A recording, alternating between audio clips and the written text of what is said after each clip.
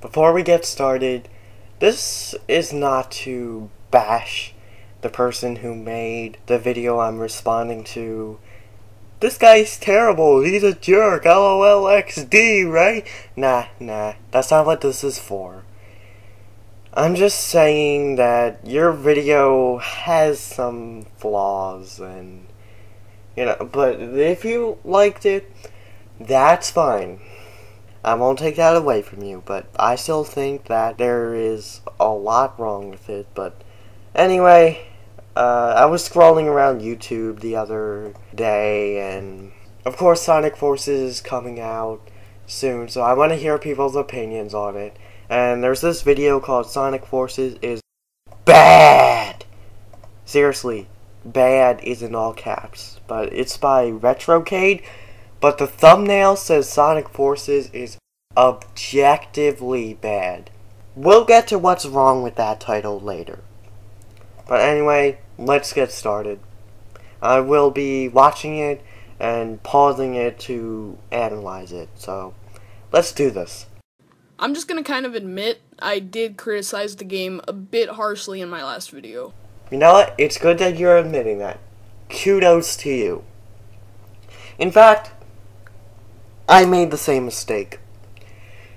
If you're a returning viewer or subscriber, you might remember me doing a video about my thoughts on the E3 press conferences, and of course I talked about Sonic Forces. I said that the modern Sonic gameplay looks like colors, and there's too much 2D overall in the game, so I just criticized it and said that it's probably going to be extremely mediocre. But I've looked back at the game and, it looks fine. I think it will be good, but that's not why we're here. Let's keep going. So I'll be making this video, for the most part, not opinion-based and mostly objective-based. Premier de Remy's video. Subjectivity versus objectivity. Watch it. And this video is obviously a sequel to my last one, so click the I in the corner to watch it, and you should probably read some comments if you're new. I'm sorry, I'm not going to watch it. I'm gonna give my arguments about the game in a more objective and critical light. I already said Premier de Remy's video. The only real reason that I could see people getting confused if I thought it was just my opinion or not was that a game can technically be objectively bad. Cringe! I 100% believe that video games can be, but some people just straight up don't acknowledge that. So that resulted with even better comments, like, "This is just your opinion." Oh wow, thanks man, I really didn't notice that it was my opinion or anything. Yeah, this is what I meant by I'm not doing this response to bash the creator. Okay, but now I'm actually gonna give some reasons that Sonic Forces is objectively bad, at least from what we've seen thus far of the gameplay. Oh, and by the way, you can judge games before they're out. That's literally what things like E3 and, surprise surprise, trailers are for. Kind of. I mean, not the way that you mean it. You're saying Sonic Forces is bad. Shouldn't you say Sonic Forces looks bad? Yeah, I do hate modern Sonic. I love the Dreamcast era from Sonic Adventure 1 to Heroes, and even slightly Shadow the Hedgehog. I love the classic games, including Mania, and Sonic 2 is definitively the best along with Mania. But that's for another time. One argument in particular that I got from my other video is that the boost to win formula makes you feel like an awesome person and really immerses you and makes it just crazy seeing how fast you can go. But that's kind of a dumb excuse in my opinion. I can see where they're coming from, but I mean, I don't think that's what makes a Sonic game good.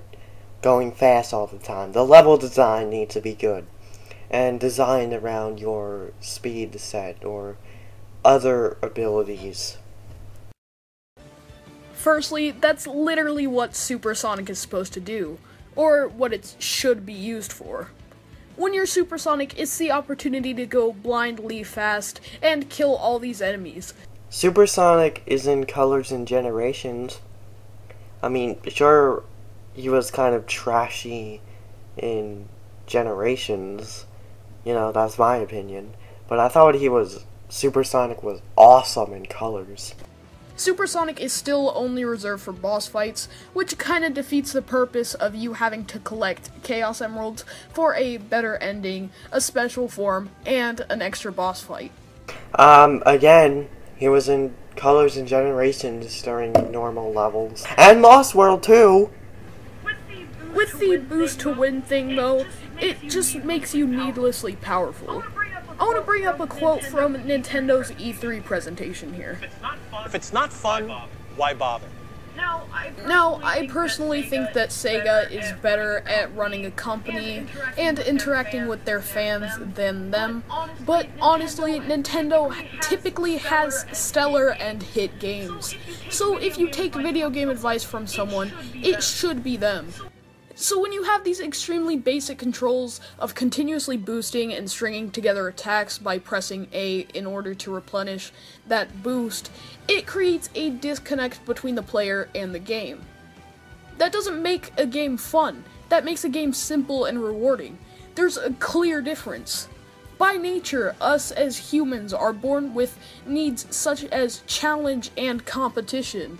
Those things are not present in modern Sonic, especially with what we've seen from Forces thus far.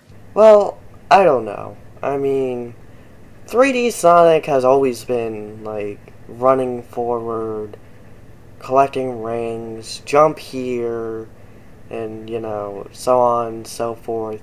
So, really, what you criticize the modern games for, to some degree, also is present in the Dreamcast era.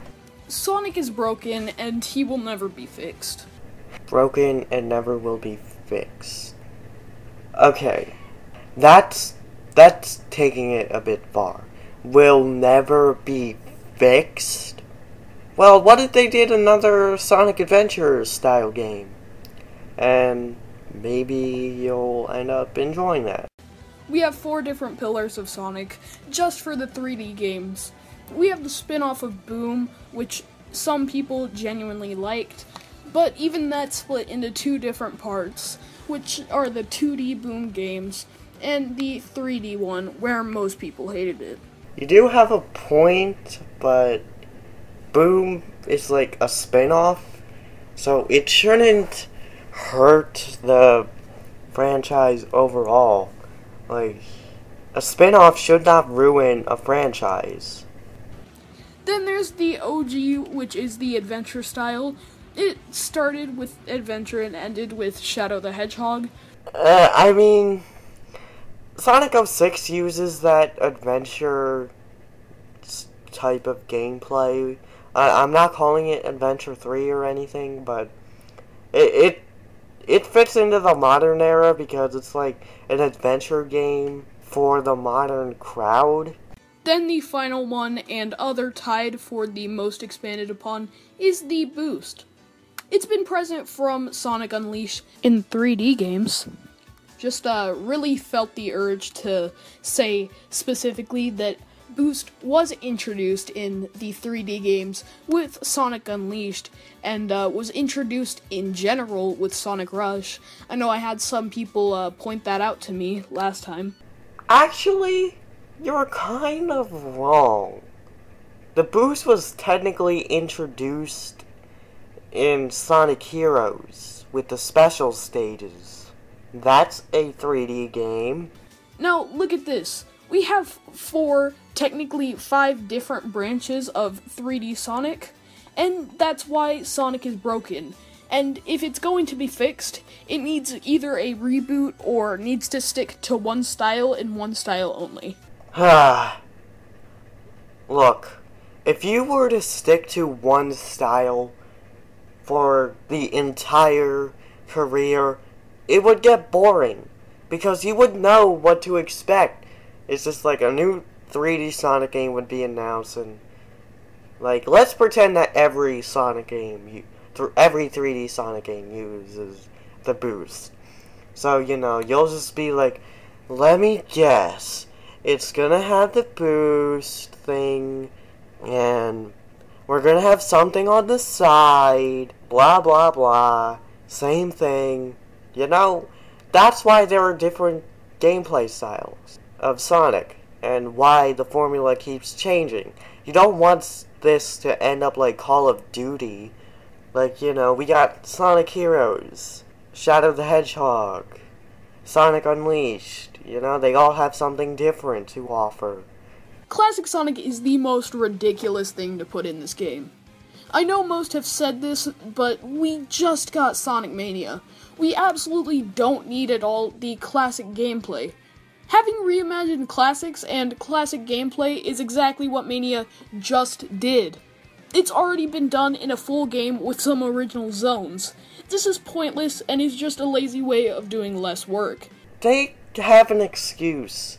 Forces was in development before Mania, so they didn't know that there was another classic Sonic game coming out. And, like, it's too far in development to remove an entire gameplay style from the game, so, you know, what would be the point?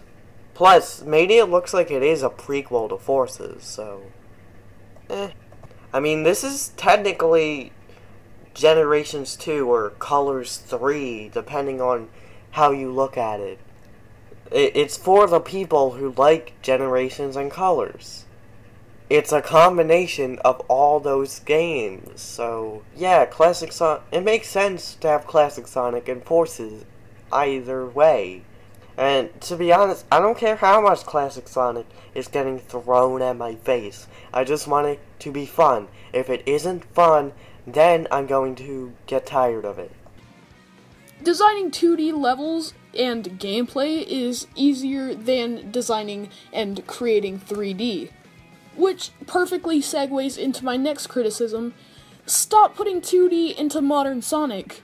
It already takes up an entire character and is heavily used in the OC form from what we've seen so far.